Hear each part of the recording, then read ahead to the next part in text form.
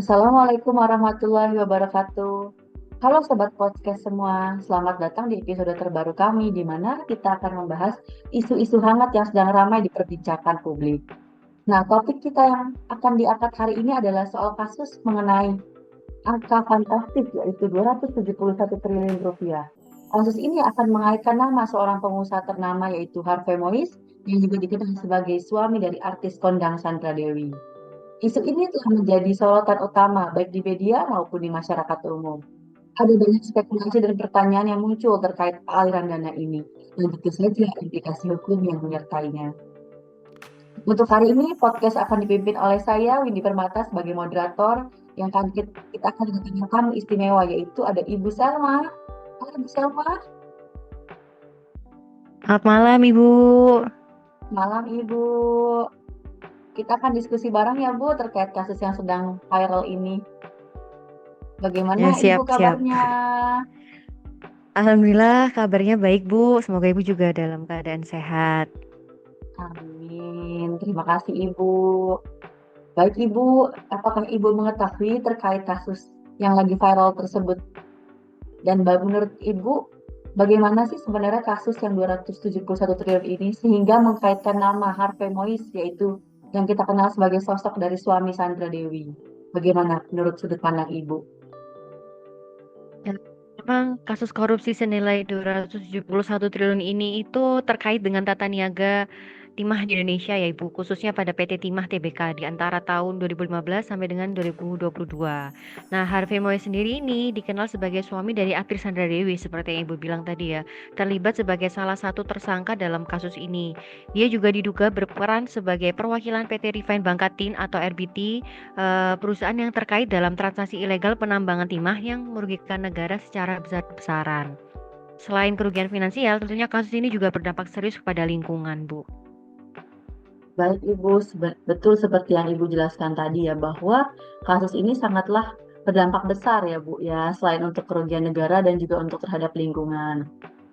Sebenarnya ya Bu ya, yang kita ketahui 271 triliun itu tidak besar, tidaklah sedikit ya Ibu ya, sangatlah besar ya. Nah, sehingga kita harus mempertanyakan nih dari mana angka 271 triliun tersebut. Dan apakah ada informasi konkret terkait bagaimana aliran dana ini bisa melibatkan individu seperti Harvey Mois, dan kita juga tahu ada artis terkenal yaitu Helena Lim, dan mungkin melibatkan pejabat ya Bu ya. Bagaimana tanggapan Ibu?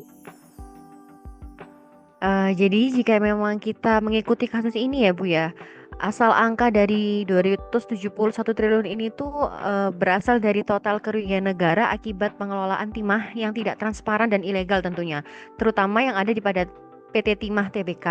Nah, investigasi menunjukkan transaksi gelap terkait penambangan dan penjualan timah yang diduga melibatkan sejumlah pihak, termasuk individu seperti Harvey Mois yang berperan sebagai perwakilan sebuah perusahaan itu tadi. Nah, di sini memang peran pengusaha ini sangat besar dan para pejabat-pejabat yang terlibat juga ikut berperan ya Bu ya, karena Ibu. rata-rata mereka semua ini adalah orang-orang yang memiliki kesempatan atau bisa dibilang bertindak dalam pengambilan keputusan strategis gitu. Namun dalam kasus besar yang seperti ini kemungkinan ada juga sistem yang lebih luas di mana itu melibatkan beberapa jaringan-jaringan yang sangat kompleks dan mencakup berbagai pihak dari luar individu tertentu seperti itu, Bu. Betul Ibu, seperti yang Ibu bilang ya, ini melibatkan banyak pihak ya Ibu. Makanya kita dapat melakukan analisa nih Bu, melalui kasus tersebut. Jadi kita akan melakukan analisa dari dengan SWOT analisis, yaitu ada strength, weakness, opportunity, and threats. Boleh bantu Ibu share screen terkait SWOT yang akan kita bahas pada hari ini? Boleh Bu, saya izin share screen ya. Baik Ibu, silahkan. Sudah terlihat ya Ibu? Sudah Ibu, Alhamdulillah. Ibu, mungkin kita akan bahas satu-satu ya Bu ya. Sedangkan kita tahu SWOT analisis ini Baik. kekuatan, kelemahan, apa adanya peluang, opportunity, dan mungkin adanya ancaman. Kita bahas dari segi kekuatannya dulu ya Ibu ya. Menurut Ibu Salma, apa yang bisa kita lihat dalam kasus ini, terutama terkait penanganan oleh pihak yang berwenang? Oke, izin saya menjawab ya Bu ya. Jadi menurut saya jika kita lihat dari kekuatan hukum di mana sistem hukum kita ini sebenarnya telah menunjukkan kapasitas untuk menangani kasus korupsi yang berskala besar. Langkah-langkah seperti penahanan dan penyelidikan terhadap tokoh penting termasuk Harvey Mois menunjukkan bahwa hukum berlaku sama bagi semua orang tanpa terkecuali. Kemudian terkait poin perhatian publik dan media. Jadi kasus ini telah menarik perhatian luas, tidak hanya karena besarnya nilai kerugian negara, tapi juga karena keterlibatan figur publik seperti Sandra Dewi dan memiliki media ini juga memiliki peran dalam mendorong transparansi dan memastikan kasus ini tidak tenggelam di balik skandal-skandal lainnya. Mungkin seperti itu ya, Bu. Ya baik Ibu, dari segi kelemahan tadi sudah dijelaskan dari segi kekuatan, mohon maaf, sudah dijelaskan oleh Ibu Selma, yaitu adanya kekuatan hukum dan perhatian publik dan media. Mungkin di sini kita akan membahas dari segi weakness atau kelemahannya, yaitu ada pengaruh politik dan pengaruh ekonomi, di mana terdapat faktor-faktor eksternal seperti tekanan politik atau pengaruh dari kelompok ekonomi tertentu yang dapat berpengaruh.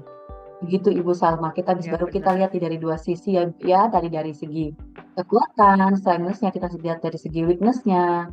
Dan mungkin yang ketiga akan kita bahas dari segi opportunity atau peluangnya Ibu. Di tengah masalah ini, menurut Ibu, apakah peluang yang bisa kita ambil sebagai masyarakat ini dari kasus tersebut Ibu? Jadi jika kita amati ya Ibu, yang pertama mungkin dapat meningkatkan kesadaran tentang pentingnya transparansi dan akuntabilitas, di mana kasus ini bisa menjadi titik balik dalam meningkatkan kesadaran masyarakat tentang pentingnya pengawasan dan transparansi dalam bisnis, terutama bagi perusahaan besar yang berurusan dengan sumber daya negara. Kemudian kita juga bisa jadikan perbaikan kebijakan bisnis dan hukum. Apabila jika kasus ini ditangani dengan baik, maka dapat menjadi momentum untuk memperbaiki kebijakan pengawasan keuangan dan bisnis. Dan ada peluang juga untuk memperkuat regulasi yang mencegah skandal semacam ini tuh akan terjadi lagi. Mungkin seperti itu, Bu.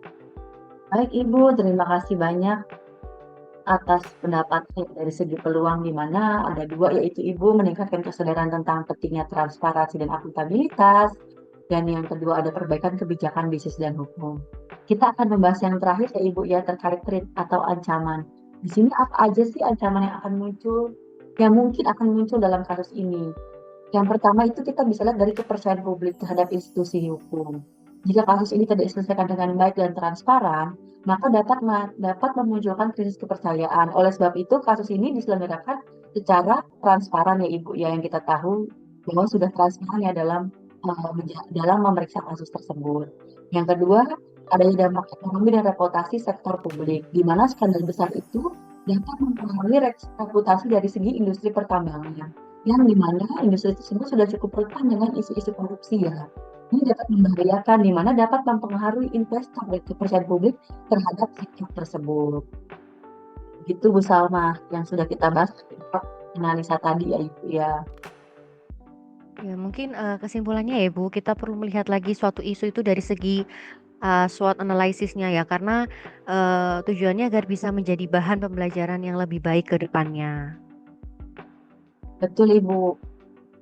Menurut saya kasus ini sangatlah merugikan negara dalam jumlah yang cukup besar ya, dan berdampak pada kerusakan tidak hanya kerugian dalam hal materi tapi juga kerusakan lingkungan. Di mana kita ketahui di dalam kasus ini banyak oknum yang terlibat dalam melakukan tindakan kasus korupsi tersebut. Nah, saya dapat simpulkan dari 4 SWOT ini, setiap poinnya itu memiliki dampak-dampak tersendiri gitu ya Bu ya, sudah kita ketahui tadi. Terima kasih Bu Salma untuk diskusi yang sangat informatif dan menarik hari ini. Mungkin dari Ibu Salma ada tambahan kesimpulan sebelum kita tutup podcast kita pada hari ini. Ya, mungkin singkatnya ya Ibu, kita tuh berharap kasus ini tuh bisa menjadi pelajaran bagi banyak pihak dan membawa perbaikan bagi sistem hukum di negara kita khususnya. Mungkin itu dulu ya Bu dari saya. Iya Ibu, terima kasih karena kasus ini sudah transparan ya Bu. Ya menurut saya sudah transparan dan sudah berjalan dengan baik. Terima kasih Ibu Salma untuk diskusi yang sangat informatif dan menarik pada hari ini, dan kita membahas SWOT dan kasus yang sedang menjadi sorotan ya Ibu ya, di mana kasus seperti ini memang seringkali kompleks dan membutuhkan pemahaman yang mendalam dari berbagai aspek. Kita berharap kasus ini bisa menjadi pelajaran bagi banyak pihak dan membawa perbaikan untuk kedepannya. Semoga kita bisa terus mengikuti perkembangan atas kasus ini dan akan mendapatkan ilmu yang bermanfaat atas kita mempelajari kasus tersebut. Itu Ibu. Dan mungkin kita tidak akan berlama-lama ya Ibu ya. Kita akan menutup podcast kita pada hari ini. Sampai jumpa di episode berikutnya Ibu Salma dan teman-teman Sobat Podcast. Tetap jaga kesehatan dan selalu kritis dalam menyikapi berita. Jangan lupa follow, like, comment, dan subscribe ya teman-teman semua. Assalamualaikum warahmatullahi wabarakatuh.